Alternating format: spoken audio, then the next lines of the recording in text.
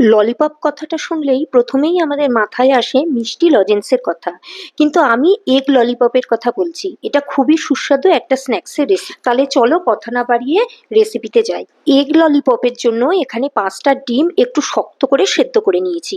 এবারে সেদ্ধ ডিমগুলো একটা গ্রেটারের সাহায্যে গ্রেট করে নিলাম। এতে কিছু সবজি মিশিয়ে নেব। প্রথমেই নিয়েছি মিহি করে কুচি করা একটা পেঁয়াজ, 4টে কুচনো কাঁচা লঙ্কা, 1 চামচ গ্রেট করা আদা রসুন, হাফ ক্যাপসিকামের কুচি আর মিহি করে কুচানো ধনেপাতা, স্বাদ মতো নুন, 1 চামচ ঝাল লঙ্কার গুঁড়ো, 1 চামচ ধনে গুঁড়ো, 2 চামচ গরম মশলা, 2 টেবিল স্পুন বেসন, সব একসাথে ভালো করে মেখে রাখলাম।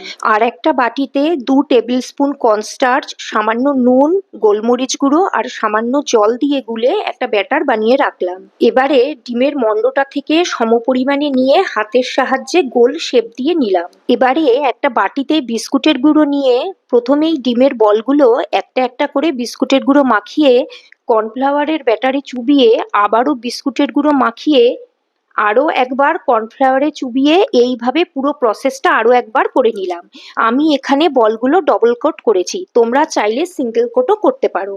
বলগুলো রেডি করতে করতে কড়াতে পরিমাণ মতো সাদা তেল গরম করতে দিয়েছি। তেল গরম হলে এগ বলগুলো লো টু মিডিয়াম হিটে লাল লাল করে ভেজে তুললাম। তবে গরম তেলে একসাথে সব বলগুলো দেবে না, ভেঙে যেতে পারে। একটা বল একটু ভেজে আর একটা দেবে। আমি ভিডিওতে যেভাবে দেখিয়েছি ঠিক সেইভাবে দেবে।